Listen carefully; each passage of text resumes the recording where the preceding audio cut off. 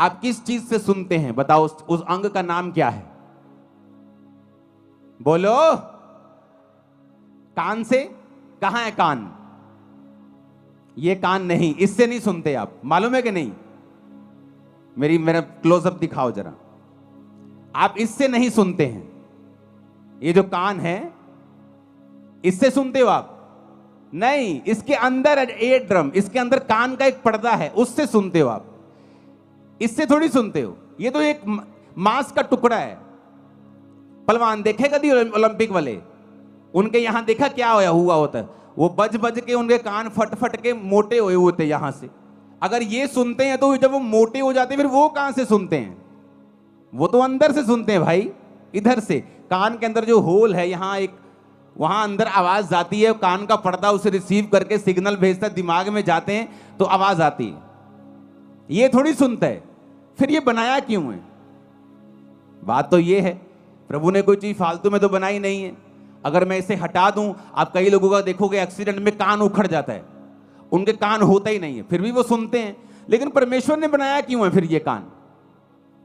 अगर आप ध्यान से देखें एक पिक्चर में, कान और स्त्री का गर्भ दोनों सेम शेप के होते हैं। इधर लेफ्ट साइड पे स्त्री का गर्भ है, यूट्रस है, जहां बच्चा होता है। बच्चा और कान दोनों सेम शेप के होते हैं। दूसरी फोटो भी है आपके पास। कान और बच्चा और स्त्री का गर्भ, पिछली फोटो दिखाओ, दोनों सेम शेप के होते हैं। परमेश्वर ने जब कान अंदर बनाया तो परमेश्वर चाहता था कि इंसान जो है इस बात को समझे कि मैंने कान का बाहरी हिस्सा वो ऐसे भी छोड़ सकता था, यहां फ्लावर बना सकता था ऐसे सुंदर करने के लिए, लेकिन उसने गर्भ की शेप को लिया और तुम्हारे कान पे चिपका दिया। क्यों? क्योंकि परमेश्वर ने तुम्हें बहुत केयरफुली डिसाइड करने के लिए बोला है कि तुम अपनी लाइफ में क्या सुनोगे और क्या नहीं सुनोगे। क्यों? जब औरत के गर्भ में बीज जाता है तो वो बच्चा पैदा करता है, और जब परमेश्वर ने कहा तुम्हारा कान जो गर्भ की शेप का है, जब इसके अंदर बीज जाएगा, वो चाहे अच्छा बीज हो चाहे बुरा बीज हो। एक चोर का जब शादी होता है तो उसके भी बच्चा होता है। एक जादू टोना तांत्रिक, एक बंदों को मारने वाला एक कातल, जब वो भी शादी करता है तो बच्चा पैदा होता है। एक धर्मी जब शादी करता है तो भी बच्चा पैदा होता है। तो बच्चा अच्छा है या बुरा है, ये निर्भर करता है कि कौन उसे पैदा कर रहा है। परमेश्वर ने तुम्हारे कान को गर्भ के जैसा इसलिए बनाया है कि परमेश्वर कहता है कि कान के अंदर क्या डलेगा, अच्छा या बुरा, ये तुम डिसाइड करोगे। जैसा तुम डालोगे तुम्हारी जिंदगी का फल वैसा ही होगा, अच्छा या बुरा। अब तुमने गाने डालने हैं, शराब के गाने डालने हैं, वो गाने डालने जिससे बीपी बढ़ जाता है, तुम शारीरिक जोश में आ जाते हो, वट देंगे, टोक देंगे, तुम्हारा वो भला करने वाले नहीं। मैं खड़दा, मैं जानदा, मैं आंदा, वो तुम्हारा भला करने वाले नहीं। इसलिए प्रभु ने कहा ध्यान से देखो कि क्या सुनते हो। जब मैं चर्च में से वापस आया करता था तो मेरी आदत थी हिंदी गाने सुनने की, तो हिंदी गाने में सुनता था। और एक दिन पवित्र आत्मा ने मुझे प्रेरित किया तो मैंने अपने भाई से, क्रिश्चियन भाई से पूछा, मैंने कहा क्या बेनी हिन गाने सुनता है? जैसे मैं हिंदी गाने सुनता हूं, बेनी हिन भी इंग्लिश गाने सुनता है फिल्मों के? कहता नहीं यार वो नहीं सुनता होगा। मैंने कहा अगर वो नहीं सुनता होगा तो मुझे भी नहीं सुनने चाहिए। अगर मुझे प्रभु में बढ़ना है तो हिंदी गाने सुनता हूं तो मुझे मेरे अंदर वही फीलिंग्स आती हैं। तो अगर वो भी फीलिंग्स आएंगी, चर्च जब मैं जाके सॉन्ग प्रभु का सुनता हूं तो वो आत्मा वाली फीलिंग आती है, तो मैं अपने शरीर को दो चीजों से भर नहीं सकता हूं। एक ही सोते से खारा और मीठा दोनों पानी तो नहीं निकल सकते, तो चुनाव करना पड़ेगा। उस दिन से कैसेट्स होती थी, तब सारी फेंक दी थी, कोई गाना नहीं सुनना। और पवित्र आत्मा कैसे भरता है? जब मैं सॉन्ग सुनता था, ये सुखविंदर साथ होता था सॉन्ग 2004 से ही 5 से ही, जब हम गीत गाते थे, सॉन्ग सुनते थे, तो वो सॉन्ग सारा हफ्ता दिमाग में बजता था जब तक अगली मीटिंग नहीं आती थी। 3-4 दिन वो सॉन्ग बज ही जाना आत्मा में, जब तक कोई और सॉन्ग नहीं सुन लेना। तो उस वजह से पवित्र आत्मा से हम भरपूर रहते थे, सब लोग जितने इस नियम के ऊपर चलते थे। तो परमेश्वर ने कान क्यों बनाया? उस फोटो को देखेंगे। परमेश्वर ने कान गर्भ के जैसा क्यों दिया है? जबकि जो सुनने वाली चीज है वो तो अंदर है, कान का पर्दा तो अंदर है। लोग बोलते जी मेरे थप्पड़ मारा किसी ने, कान का पर्दा फट गया, अब सुनता नहीं। अगर इस कान से सुना जाता तो ये फटता तो कान नहीं सुनता, पर अंदर का पर्दा फटता है तो कान नहीं सुनता।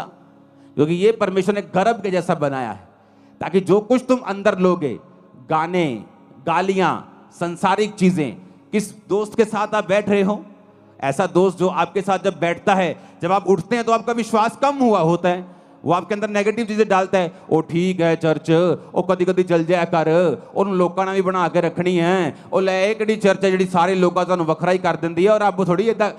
आप क्या सुनते हैं मायने रखता है।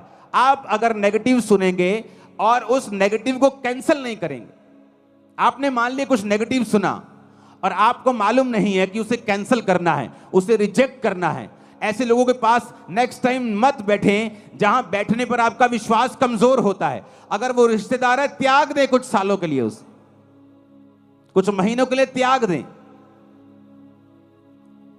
वो दोस्त जो मैंने 2007-8 में त्याग दिए,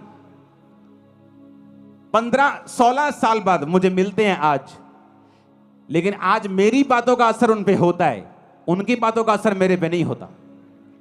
क्यों? एक समय था अगर क्रिश्चियन होने के बाद भी अगर मैं उनके साथ रहता तो हो सकता उनकी बातों का असर मुझ पे होता। जब मैंने अपनी 10th को कंप्लीट किया था तो मेरे कई नए दोस्त स्कूल से बाहर बने थे, और उसमें से एक दोस्त मेरा ऐसा था जिसका मेरे ऊपर बहुत प्रभाव था। मोस्टली मेरा प्रभाव मेरी टीम पर, मेरे लोगों पर होता था, लेकिन एक दोस्त ऐसा था जिसका प्रभाव मुझ पे होता था, जो मुझे प्रभावी लगता था। अगर वो मेरी लाइफ में होता क्रिश्चियन बनने के दौरान, मैं आपको बता देता हूं, अगर वो मुझसे कहता तो हो सकता है मेरा विश्वास वो ना होता। क्योंकि मसीह में आने के बाद बहुत सी दिक्कतें मुझे हुई, मेरी फैमिली ने मुझे त्यागा, छोड़ा, लोगों ने मुझे डांटा, रिश्तेदारों ने मेरी डांट लगाई, मुझे मेंटली बहुत सा डिस्टर्बेंस पैदा करने की मेरी लाइफ में कोशिश हुई। शैतान ने डिस्टर्ब अलग किया, बीमारियों ने अलग किया, लोगों ने अलग किया। पर मसीह में आने के कुछ महीने पहले ही वो दोस्त को परमेश्वर ने मेरी लाइफ से दूर कर दिया था। और अब तब मुझे मालूम हुआ कि इतनी स्टूपिड सी चीज के ऊपर हम कभी भी अलग नहीं हो सकते थे, लेकिन हम हुए। लेकिन कुछ साल पहले हमारा फिर मेल मिलाप हुआ। आज मेरी बातों का असर उस पर होता है, उसकी एक भी बात का असर मेरे पे नहीं होता। टाइम होता है, एक समय होता है, खुदाबंद आपकी बोलता है सहेली छोड़ दे मेरी बेटी,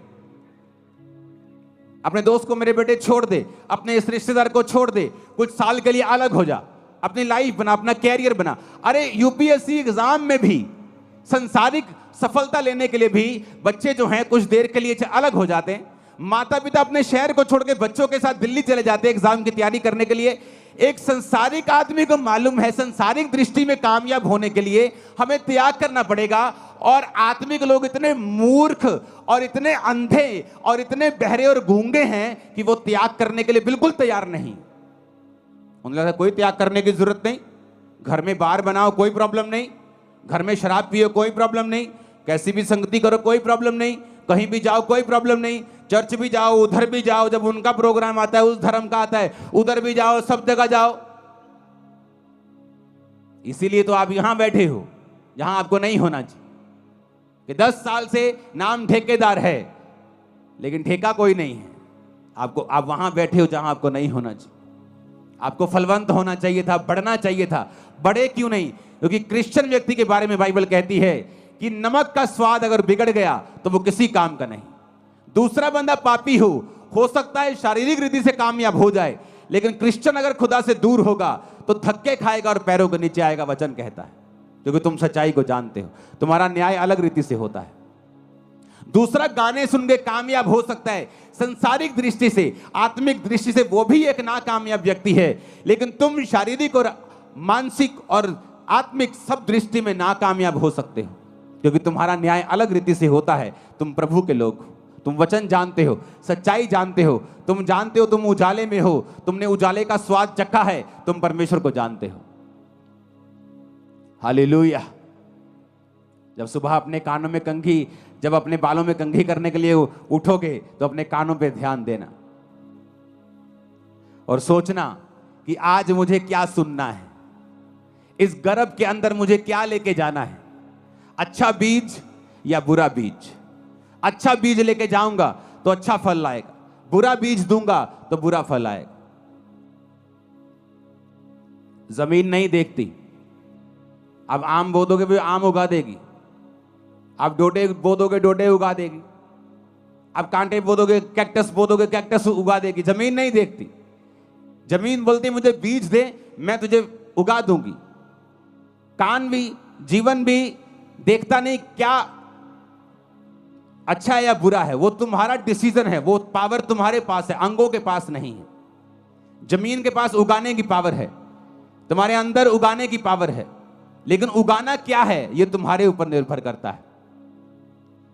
ऊंची आवाज में हालेलुया बोलो, ऊंची आवाज में फिर से हालेलुया बोलो।